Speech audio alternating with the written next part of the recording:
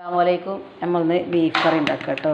Beef കഴുകി വൃത്തിയാക്കി വെച്ചിട്ട് നല്ല കഷ്ണം കേട്ടോ. വസളച്ചിട്ട്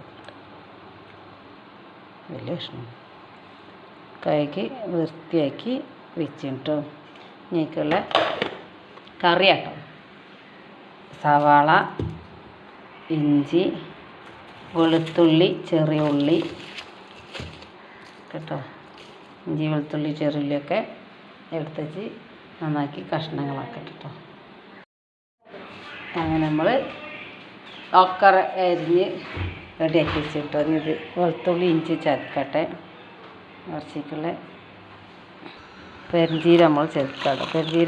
ഇറച്ചിക്ക് പെരുംജീരകം അപ്പം പൊടിച്ചിടുന്നിട്ട് നല്ല നമ്മൾ കുറച്ചെടുത്തിട്ട് പൊടിച്ചിട്ട് ആ ചോയ ഉണ്ടാവും. നമ്മൾ എന്നൊരു കുപ്പിയിൽ പൊടിച്ച് വെച്ചാൽ ആ ടേസ്റ്റ് കിട്ടില്ല, അതിൻ്റെ സ്മെല്ലും ഇതൊക്കെ പോവും. അതുകൊണ്ട് നമ്മൾ ഇതിലിട്ടിട്ട് നന്നാക്കി പൊടിച്ചെടുക്കുക കേട്ടോ. അങ്ങനെ വെളുത്തുള്ളി, ഇഞ്ചിയൊക്കെ ചെത്തുക കേട്ടോ. പെരുംജീരകം ചെത്തി വെളുത്തുള്ളി ഒന്ന് മെല്ലെ ഞാൻ മതി കേട്ടോ. ഇറച്ചിക്കാവുമ്പോൾ നല്ല ഭസ്മായി ചതയേണ്ട ആവശ്യമൊന്നുമില്ല.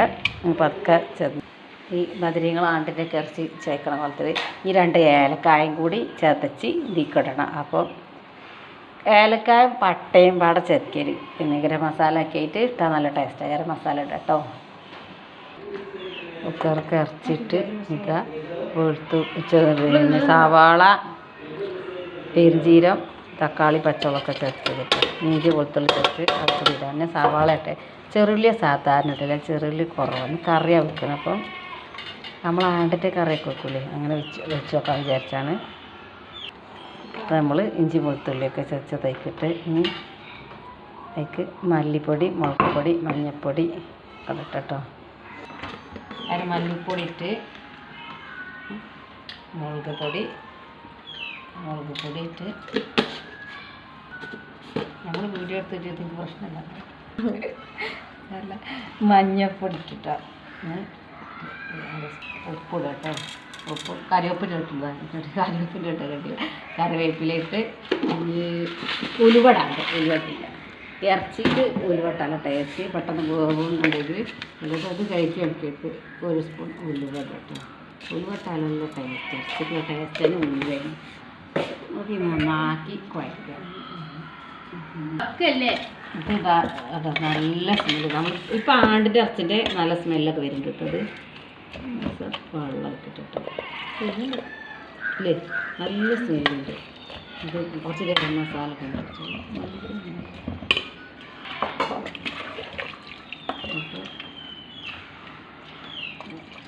ഇത് നീക്കി ദിവസം നമ്മളൊക്കെ പാടെ കുഴച്ച മുളപ്പത്ത് വെച്ചിട്ട് ഇറച്ചിക്കറി റെഡി ആയിക്കോ. ഇനി വറവിടാം. ചെറുള്ളി എരിഞ്ഞിട്ട് വറവിട്ട് വെളിച്ചെണ്ണ വെച്ച് ചെറുള്ളിയൊക്കെ അരിഞ്ഞിട്ടിട്ട്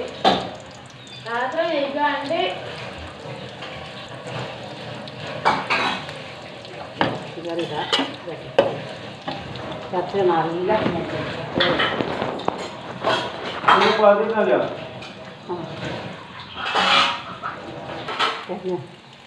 വളർച്ചയുടെ കറിവേപ്പിൻ്റെ ഇട്ടിട്ട് നല്ല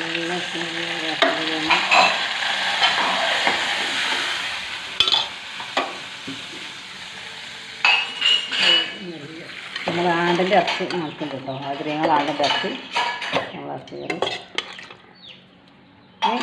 ബീഫ് കറി പത്തിരി കേട്ടോ. അങ്ങനെ ബീഫ് കറി റെഡിയായി. പത്തിരി ബീഫ് കറി റെഡി ആയിട്ടോ. ഇതാണ് വത്തക്ക പീസാക്കുമ്പോൾ